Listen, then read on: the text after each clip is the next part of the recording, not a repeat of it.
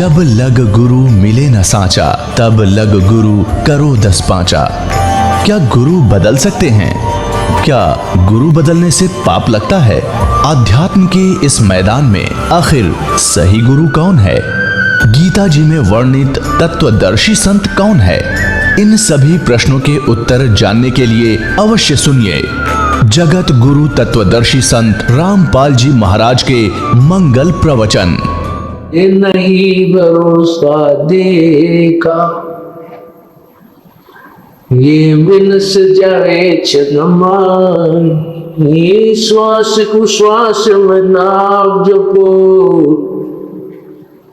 और यतन कछु नाही, श्वास को श्वास में नाम जपो, व्यर्था श्वास मत खो। न जाने इस श्वास को आवड़ हो न हो। परम पिता परमेश्वर कबीर बंदी छोड़ जी की असीम कृपा से आज हमें यह सत्संग का सुअवसर प्राप्त हुआ है, जिसमें परमेश्वर की अपनी ही रजा होती है, उसमें ये शुभ समागम प्रारंभ हुआ करते हैं। और ऐसे शुभ समागमों में जिन पुण्यात्माओं को आने का अवसर प्राप्त होता है, वो परमात्मा की विशेष प्रिय आत्माएं होती हैं।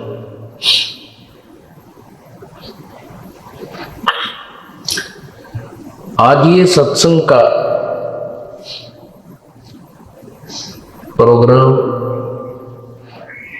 आज ये सत्संग समागम किस उपलक्ष्य में हो रहा है, सबसे पहले ये बताना आवश्यक है। ये शुभ समागम उत्सव पर हो रहा है जो शुभ दिन हमें प्राप्त हुआ, जिस दिन पूर्ण परमात्मा अपने सत्यलोक से चलकर इस काल के लोक में आए थे, और उन्होंने आकर के इस काल के द्वारा उलझाए हुए तत्व ज्ञान को स्वयं ही प्रकट किया था।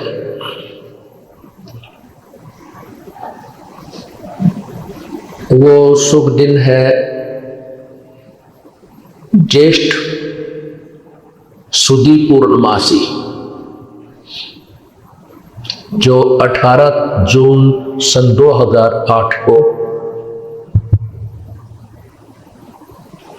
है। उसी के उपलक्ष्य में ये 5 दृश्य शुभ समागम उस परम पिता के असीम कृपा से आज प्रारंभ हो रहा है। आज ये 14 जून सन 2008 का शुभ दिन है। व्यास परमात्मा की अमृतवाणी का प्रकाश हुआ और प्रभु की महिमा का गुणगान किया जाएगा।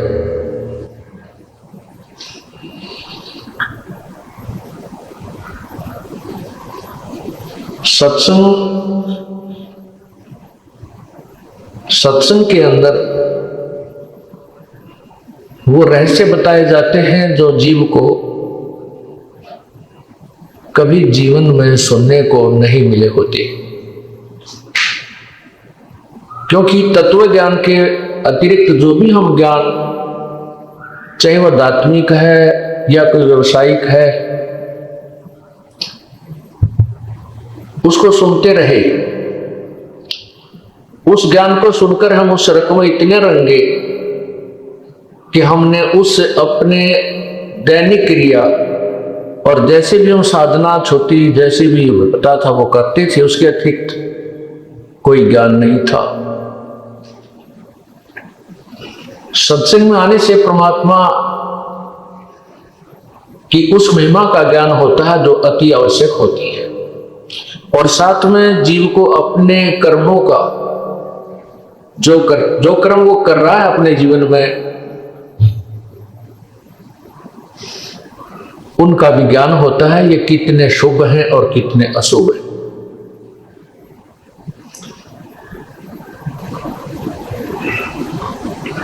सत्संग में आने से जीव को ज्ञान होता है तू कौन है और कहां से तू आया था और कितने दिन का तू मेहमान है।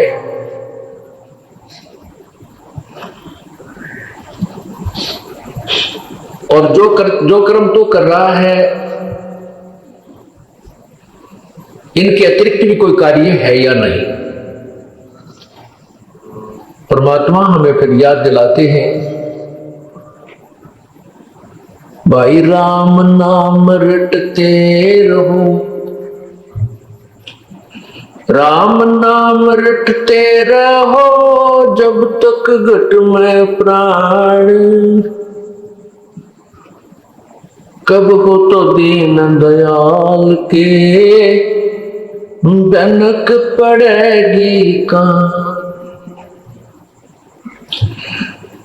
साथी हमारे चले गए हम भी चलन हार, कोई कागज में बाकी रह रही तात लगी है वार।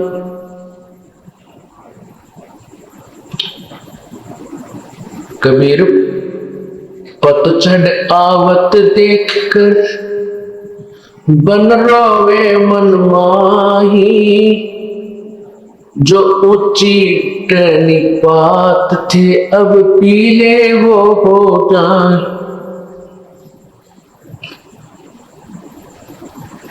तरवर कहता पात से सुनो बात एक बात, पात चढ़ता यूं कहे सुन गई तरवर राय, अब के बिछुड़े ना मिला न जाने कहां गिरेंगे जाए। तरवर कहता पात से सुनो बात एक बात, यहाँ की यही रीति है एक आवे एक जात। साथी हमारे चले गए हम भी चलन हारे, कोई कागज में बाकी रही तात लगी है वार।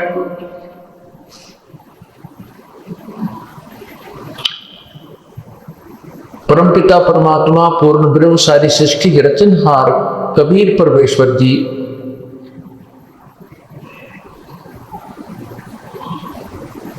सन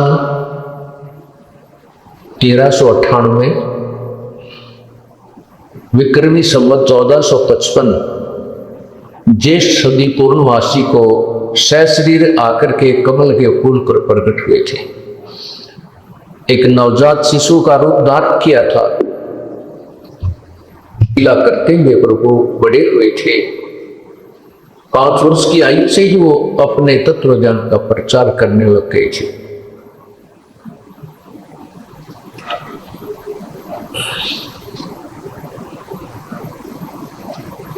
सबसे पहले सत्संग में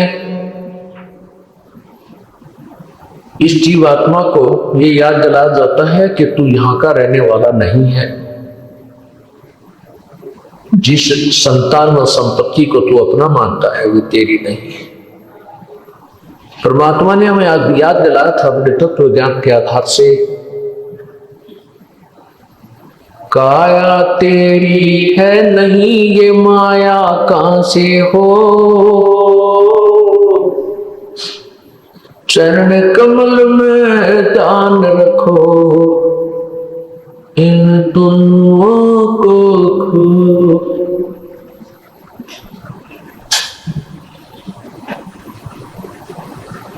कभी ना वो दिन याद करो,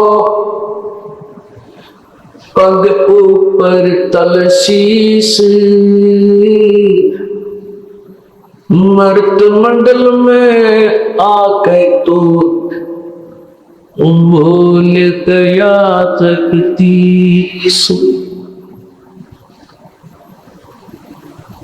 पुण्यात्मा, जब तक हमें ज्ञान नहीं होता तो हम निर्भय रहते हैं, डरते नहीं, ना पाप का डर, ना मृत्यु का डर। जैसे अबोध बच्चा होता है, वो बालक बिजली के नंगे तार को छू लेता है, पकड़ लेता है, जहां से स्पार्किंग होकर और उसमें आतिशबाजी हो रही होती, उसको अच्छी वस्तु जानकर उसको भी छू लेता है और अपनी जान से हाथ धो बैठता है। बच्चा जब बड़ा हो जाता है, उसको बताया जाता है कि ये बिजली है, ये बहुत भयंकर है, इसके नंगे तार को हाथ नहीं लगाना चाहिए, नंगे तार से छूने से ये मार डालती है, मृत्यु को प्राप्त हो जाता है प्राणी। तो फिर वो बच्चा जब उसको ज्ञात सियाना होता है, उसको ज्ञान हो जाता है, तो ज्ञान होने से वो भय मानता है, डरता है, और डरता है तो उस भयंकर वस्तु के निकट नहीं जाता जो उसकी मौत का कारण बन जाती है। ठीक इसी प्रकार जब हम सत्संग में आते हैं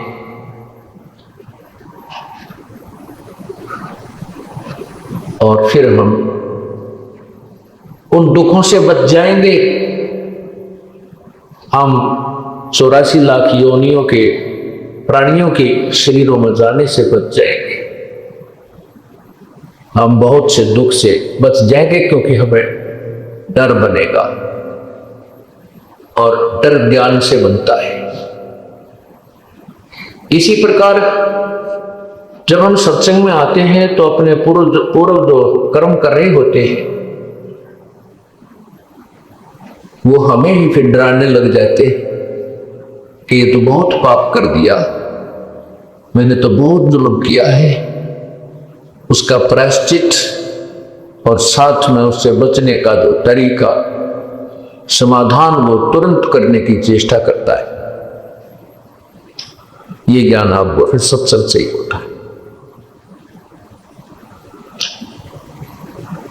सत्संग के अंदर बताया जाता है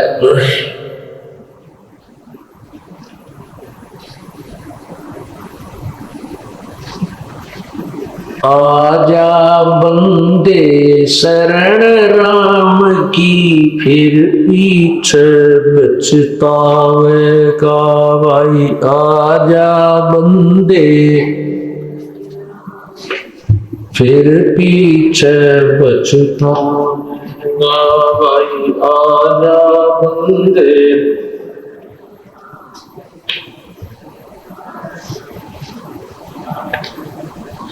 आजा बंदे शरण राम की, फिर पोछ पछतावेगा। बालू की बीत पवन का खंपा, कब लग खैर मनावेगा। बालू की बीत पवन का खंबा, कब लग खैर मनावेगा। काल बली तेरे सिर पे बैठा, खुदा पकड़ ले जावे। कार बदी तेरे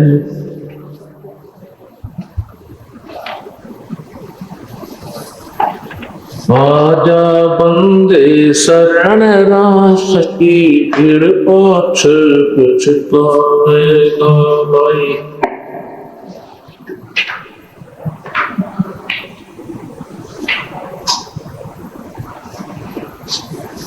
आजा मंगे शरण राम की, बालू की बीद पवन का खंबा, कब लग खैर मनावेगा। बालू की बीत पवन का कब लग खैर मनावे। आजम तेरे घट नगेर तू राम कह ना पावे। आजम तेरे घट नगेर तू राम कह ना पावेगा। भाई आजा बंदे फिर पाछे बचता। काल बली तेरे सिर पे बैठा, बुदा पकड़ ले जावे। काल बली तेरे पीछे पकड़ ले जावे। मात पिता तेरा कुटुंब कबीला सारा कड़ा कहावे। मात पिता तेरा कुटुंब कबीला सारा कड़ा लखावेगा। भाई आजा बंदे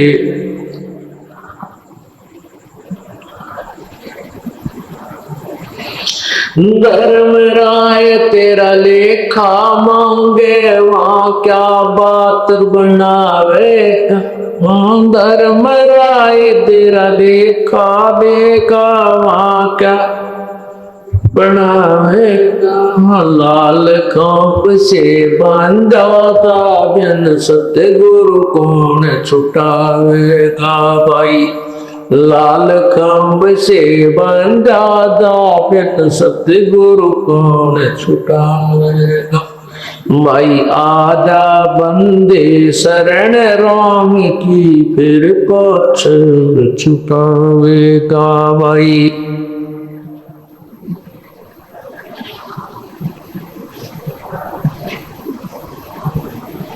दिया लिया तेरे संग चलेगा, दराट क्या रह जाएगा। दिया लिया तेरे संग चलेगा, दराट क्या रह जाएगा। कहे कबीर सुना वैसा तो करनी के फल पावेगा। कहे कबीर सुना भाई साधो करनी के फल पावेगा। भाई आजा बंदे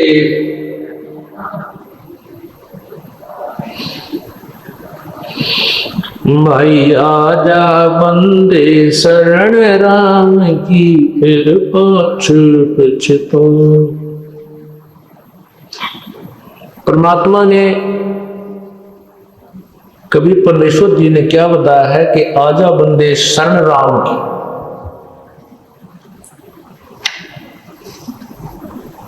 फिर पीछे पछतावेगा। परमात्मा जब इस काल के लोक में, इस मृत लोक में आते हैं, वे स्वयं ही संत की भूमिका करते हैं, स्वयं ही एक भक्त की वास्तविक भूमिका करते हैं। अपने ही डबल रोल ट्रिपल रोल बनाकर परमात्मा हमें शिक्षा देते। स्वयं ही कह रहे हैं कि आजा बंदे शरण राम की। परमात्मा ही भक्ति में लग जा तू, नहीं तो फिर पीछे पछताएगा।